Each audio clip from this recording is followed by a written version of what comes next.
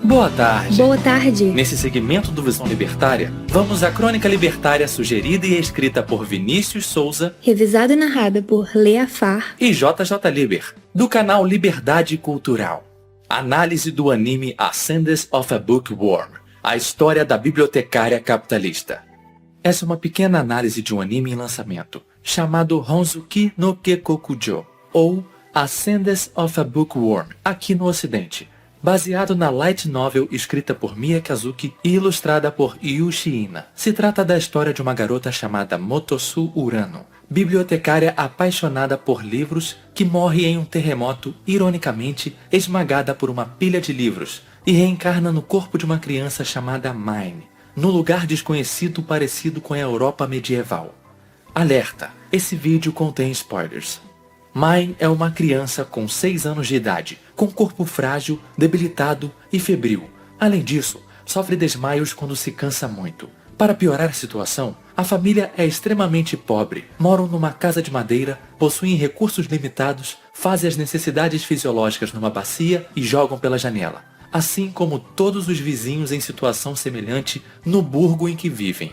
Urano, que ainda possui as memórias de sua vida anterior, se incomoda com esta falta de recursos, mas desde que houvessem livros para ela ler, tudo bem, as adversidades poderiam ser superadas. O problema é que não há livros que ela possa ler, nem catálogos, jornais ou até mesmo calendários. Um comerciante da cidade lhe diz que livros são algo que apenas nobres são capazes de comprar, pois são todos escritos à mão. A personagem Urano, reencarnada no corpo de Mine, percebe que a prensa de Gutenberg ainda não foi criada, e que se ela deseja ler algum livro, precisa encontrar meios para criar um.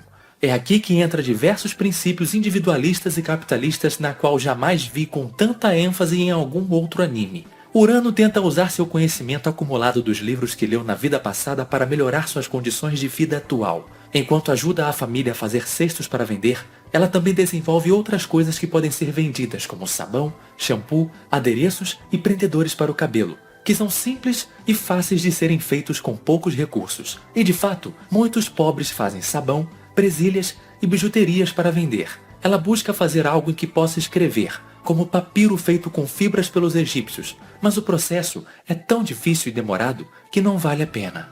Ela tenta fazer tabuletas de argila e tábuas de madeira, mas acabam estragadas por outras pessoas que não sabem da sua utilidade. A cada frustração, a doença presente no corpo de Mine piora, e Urano percebe que tem pouco tempo. Ela precisa de dinheiro para curar sua doença ao mesmo tempo que precisa produzir muitos livros para que possa ter sua própria biblioteca. Ela faz a coisa mais capitalista possível, procura a guilda de comerciantes e tenta vender seu conhecimento de produzir utensílios. Um comerciante chamado Beno percebe o potencial da garota e busca garantir o mais rápido possível para que ela seja a sua aprendiz. Inclusive, oferece um preço por tais receitas. Porém, Urano faz uma proposta diferente. Ela quer uma parcela dos lucros por produto vendido ao invés de um pagamento único pela receita. Surpreso pela inteligência dela, ele explica que existe magia naquele mundo, mas que ela é usada para selar contratos e garantir que as partes cumpram um acordo.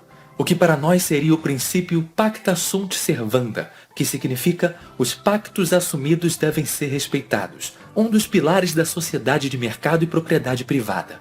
É impressionante como a autora faz uma história de fantasia medieval, que não trata de batalhas entre guerreiros, magos ou guerra entre reinos, e que a magia aparece muito pouco, e quando é citada, é para selar contratos de comércio. Não apenas isso, contratos deste tipo se tornam frequentes entre Urano e Beno. A verdadeira magia da mão invisível do mercado são os contratos. Mine possui um amigo chamado Lutz, o qual o maior sonho, por incrível que pareça, é ser comerciante. Ele diz admirar a liberdade dos comerciantes de viajar entre diferentes cidades levando produtos, fazer trocas, conhecer locais diferentes e viver em verdadeira liberdade. Porém, sua família não aprova, pois comerciante não é considerado uma boa profissão. Tem riscos nas viagens. Os comerciantes não possuem cidadania e são chamados de aproveitadores gananciosos. Isto lhe soa familiar? Mesmo assim, ele se mostra fiel a Mine, ajuda ela a todo momento, até mesmo a carrega quando ela desmaia de cansaço por causa de sua febre e do seu corpo frágil. o contexto se mostra cada vez mais para uma história sobre o capitalismo. Tem os burgos da Baixa Idade Média, tem a decadência do feudo, que é mencionada pelos sacerdotes da catedral e por isso as pessoas passam a ofertar menos. Há também o crescimento comercial e urbano, burgos se desenvolvendo pela troca de produtos de Urano nas feiras e todo tipo de mercado. A produção de Urano é artesanal e feita em uma oficina, na qual ela tenta aos poucos produzir papel com fibra de plantas e tenta juntar recursos e mão de obra para produzir a prensa de Gutenberg. Ou seja, ela está se tornando aquilo que nossos livros de história chamam de burguesia e o que a sociedade contemporânea atual chama apenas de empreendedor. Não apenas isso. Urano se mostra muito gentil e educada com as pessoas, porém, ela nunca dá nada de graça. Ela segue a lógica. Se você sabe fazer algo bem feito, coloque preço. Apesar de não dizer nestas palavras. Todos reconhecem que ela nunca faz nada de graça ou por solidariedade, mas que certamente ela melhora sim a vida de muitas pessoas. Então é uma história de uma menina capitalista? E daí? Muitos personagens também gostam de lucro. Por que essa história seria tão especial? Muge o Sr. Bovino Gadoso, fã de anime. Bem, ela não é capitalista porque gosta de lucro. Ela é capitalista porque gosta de livros e sabe que dinheiro não é um fim em si mesmo, mas um meio para atingir uma finalidade, que é a troca por algo que traga a sua satisfação. Nesse caso, livros. Os economistas da escola austríaca ficariam orgulhosos dessa menina e provavelmente libertários irão se impressionar com mais coisas que acontecem nessa história. Mine faz amizade com uma menina nobre chamada Frida. Ela também tem a mesma doença que Mine. Porém, como o tratamento é caro, ela é prometida em casamento com um nobre mais rico ainda. Mine quer se curar, mas prefere se tratar de forma mais digna. Frida a aconselha a virar sacerdotisa, pois na catedral poderiam tratá-la. Ao buscar tratamento, Mine descobre que existe uma biblioteca na catedral e com essa motivação, ela busca se tornar uma sacerdotisa com muito mais afinco. Existem duas classes diferentes por lá. Os que usam robes azuis, sacerdotes e filhos de nobres, e os que usam robes cinzas, plebeus órfãos que se tornam servos. Mine deseja ser tratada com os mesmos benefícios dos robes azuis em troca de ofertas mensais generosas por parte de sua oficina. Ela é obrigada a ter servos, discorda disso, mas não há nada que possa fazer. Recebe servos extremamente rudes e problemáticos, que são desobedientes e não fazem trabalho algum. Então, ela dá liberdade para eles fazerem o que quiserem, mas eles não podem ser independentes, pois ela é obrigada a conceder a mercê dos deuses diariamente, pois os servos de robes cinzas só podem comer os restos de comida de quem usa os robes azuis. Mine então propõe garantir que eles sejam alimentados desde que trabalhem para receber. Eles concordam e melhoram o comportamento. Posteriormente, um dos servos lhe mostra o orfanato da catedral, com crianças de robes cinzas trancafiadas no escuro, desnutridas, e algumas até mesmo mortas, pois a decadência dos nobres e a falta da mercê dos deuses foram reduzidas a quase nada.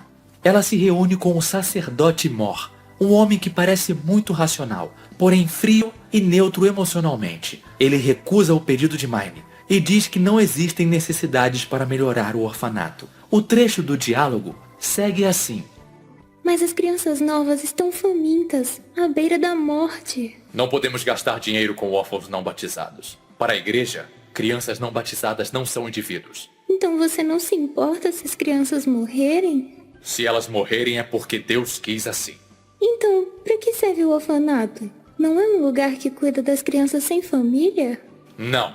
Ele é um lugar que cria servos para a nobreza, mantido pela caridade dos nobres. Um sacerdote de robe cinza bem treinado é um produto extremamente caro. Caso queira ajudá-los, pode fazer por conta própria. Você pode ter o cargo de diretora do orfanato e assumir essa responsabilidade?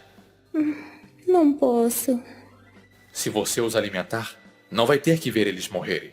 Tenho os recursos do meu ateliê, mas não posso usá-los para fins pessoais.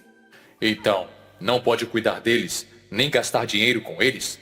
Se não pode fazer nada, fique calada, por favor. Não venha nos importunar com essa sua moralidade de Araki neste assunto. Mine vai embora, porém, agora que tem acesso aos livros da catedral, não consegue mais lê-los em paz consigo mesma, nem exercer adequadamente seus trabalhos. Lutz a encoraja, dizendo que ela pode ajudar os órfãos, e Beno sugere que ela pode fazer eles trabalharem com pequenos serviços se abrir uma filial do ateliê no orfanato.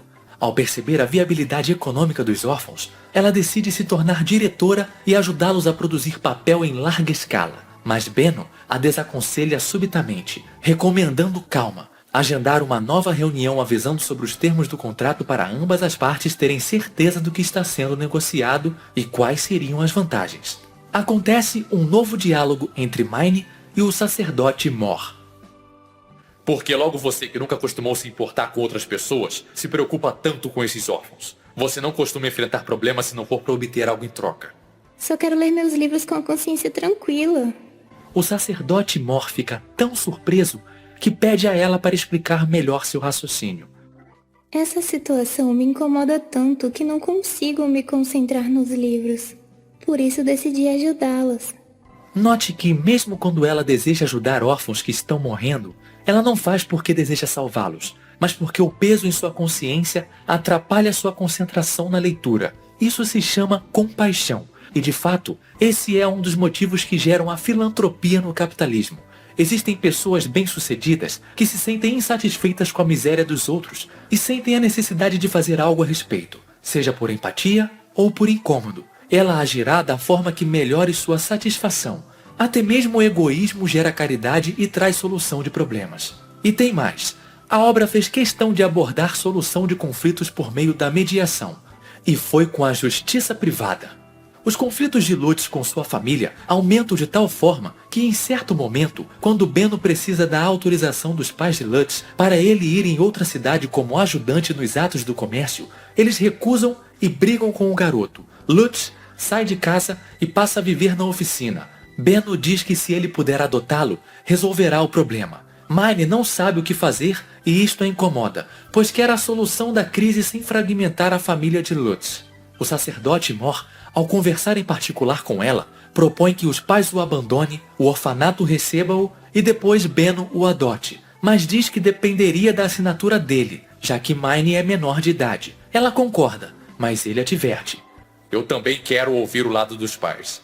Assim, eles são convocados pela catedral a uma reunião particular, somente com as partes envolvidas. Elas não estão ali obrigadas pelo poder do Estado, mas porque reconhecem a igreja como mediadora neutra e comparecem voluntariamente. Após a troca de argumentos entre as partes, o pai do garoto repete algo que já tinha dito antes.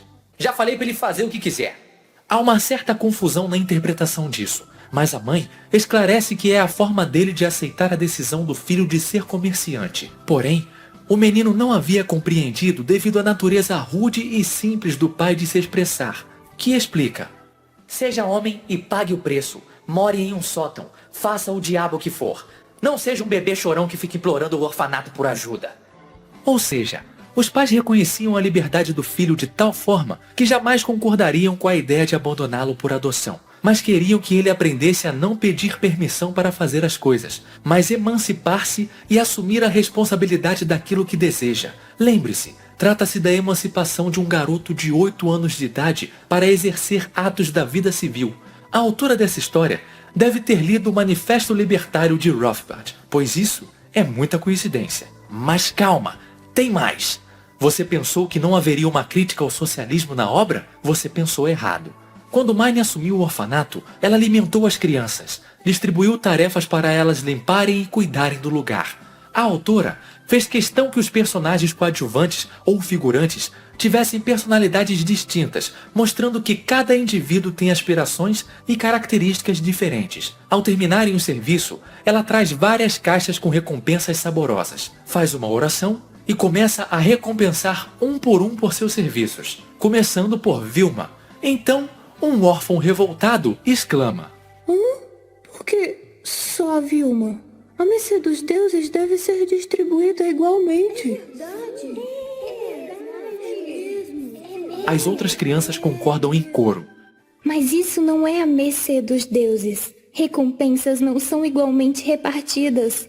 Quem não trabalha não come. Quem não se esforça não recebe recompensas. Peço que todos lembrem desses preceitos. E ela continuou chamando outros órfãos pelo nome, elogiando suas proficiências e recompensando-os. Aqueles que não trabalharam, pois achavam que receberiam independente de esforço, ficaram sem receber recompensa. Assim, o orfanato voltou a funcionar e se sustentar, pois havia incentivos individualistas ao invés da esperança que a mercê dos deuses fosse igualitária por algum tipo de direito social com o financiamento dos nobres. Gostaram da história? Recomendo assistir. Ainda está em lançamento de episódios semanais e a forma como o capitalismo é abordado nessa história é inacreditavelmente boa. A autora Mia Kazuki deve ser a versão japonesa de Ayn Rand. Obrigado pela audiência. Se gostou do vídeo, Clique em curtir, e compartilhe o vídeo em suas mídias sociais. se inscreva no canal. E clique no sininho para ser avisado de novos vídeos. Nós do Liberdade Cultural queremos convidar vocês a se inscreverem no nosso canal. Lá vamos tratar de vários temas como esse, com algumas afinetadas em alguns canais que gostam de usar o marxismo cultural para a doutrinação. Até a próxima.